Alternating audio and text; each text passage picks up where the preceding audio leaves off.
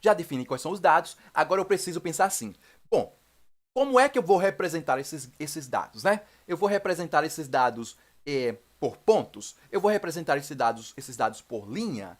Aí a gente que escolhe qual é o objeto geométrico que vai ser utilizado para representar os nossos dados. Como a gente vai estar fazendo um gráfico de regressão, né, que vai mostrar ali uma regressão linear, primeiro a gente põe o quê? Quem lembra? A gente coloca os pontos para representar a dispersão dos dados e em seguida a gente coloca a reta de regressão. É assim que a gente faz, certo? Então, agora a próxima camada vai ser a camada de pontos. Então, para isso, ó, eu vou adicionar uma nova camada. Para adicionar uma nova camada, a gente usa o sinal de adição. Então, aqui eu venho e coloco a função de underscore point. Aí você vai pensar, Marcel, você falou que a geometria, né, o objeto geométrico que vai representar os nossos dados, serão os pontos. Por isso que o nome da função é geom, que quer dizer geometria, né? E point, que são os pontos. Então, veja só, quando eu executar, vocês vão ver que agora nós temos aqui um gráfico de dispersão e vocês já conseguem ver que existe uma relação linear crescente entre a porcentagem de pobres e a taxa de analfabetismo. Observa que à medida que os valores da taxa de analfabetismo crescem, né, a porcentagem de pobres acaba crescendo, indicando aí que é bem interessante a gente sempre estar investindo em educação, não é isso? Bom, então beleza, moçada. Tá aqui a primeira parte. Agora, vê só. O que a gente pode fazer aqui? Observa que depois do sinal de mais, eu coloquei essa função. Para ficar mais organizado, né, mais fácil de visualizar, a gente coloca aqui na linha de baixo. E aí o R vai entender que faz tudo, né, faz parte da mesma linha. Mas por uma questão de organização, a gente faz assim. Bom, moçada, agora vocês podem pensar, Marcel, que tal a gente começar a melhorar esse gráfico? Por exemplo, aumentar o tamanho dos pontos, modificar as cores. Então é isso que a gente vai fazer.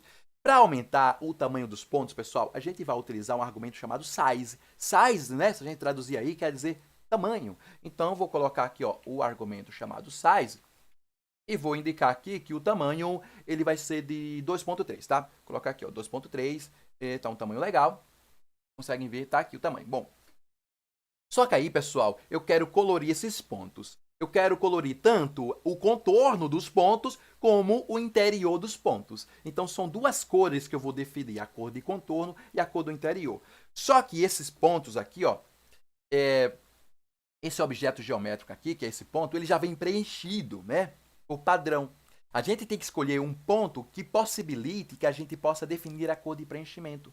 Então, existe um argumento chamado PCH, que é onde a gente define quais são os tipos de pontos que a gente vai utilizar. Eu vou mostrar aqui para vocês verem como é interessante. Ó. Vou colocar aqui, ó, PCH, e vou dizer que é 3. Ó. Aliás, vou dizer que é 3 aqui. Ó, 3. E observem. E agora a gente modificou os tipos de pontos, tá vendo? Agora é o sinal de adição, né? Que a gente utilizou aqui para representar os dados. Só que aí a gente vai usar o número 21. Por que, Marcel, o número 21? Porque no número 21 a gente vai ter pontos, né, circunferências, onde a gente pode colorir, como eu falei para vocês, a parte de contorno e a parte de preenchimento dos pontos. Então, para colorir o contorno, pessoal, a gente usa o argumento chamado col, né, que é a abreviação de color. Você pode também digitar color. E aqui você diz qual é a cor de contorno. Eu vou dizer que a cor de contorno é vermelho, tá? Então, vou colocar aqui, ó, vermelho. E aí, ó, coloquei red, né? Que red significa vermelho. Vocês conseguem ver que aqui já está os pontos em vermelho, o contorno, tá? E a cor de preenchimento, pessoal, se a gente for lembrar lá das aulas de inglês, né? Do ensino médio e tal, né? A gente lembra que fill significa preencher. Então, a gente vai colocar aqui, ó, fill, que quer dizer preencher. Preencher o quê? Os pontos. Preencher os pontos com uma determinada cor que a gente vai definir. Então, vou colocar aqui, ó, que a cor vai ser blue, tá? Só para mostrar aqui para vocês, certo? Então, deixa eu só executar. E aí, vocês vão ver aqui, ó, que nós temos que os pontos estão em azul no seu interior e em vermelho no contorno, certo? Deixa eu só fechar. E aí, vocês podem dizer, Marcel, mas existem algumas cores legais? E aí, eu vou mostrar para vocês, pessoal, que a gente pode vir aqui na internet, colocar assim, ó, R-Color Columbia. Digita R-Color Columbia no Google. E aí, como primeiro resultado de busca, né, já vai aparecer aqui o PDF, que você vai clicar.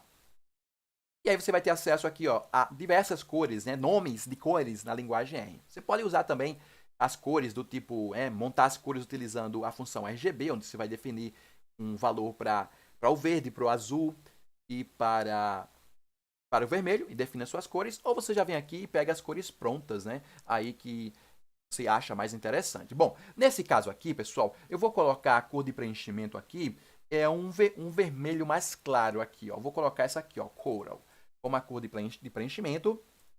Então, vou colocar aqui no Fill, esse Coral, essa cor Coral. E aí, a cor de contorno, vou colocar uma cor forte aqui, vou colocar esse Brown 4. Então, vamos lá, vou colocar aqui Brown 4, basta executar, e vocês vão ver que eu modifiquei. Vou aumentar um pouquinho o tamanho aqui, pessoal, porque eu vou aumentar, vai ficar melhor. Bom, aumentei. Bom, tá aí, pessoal.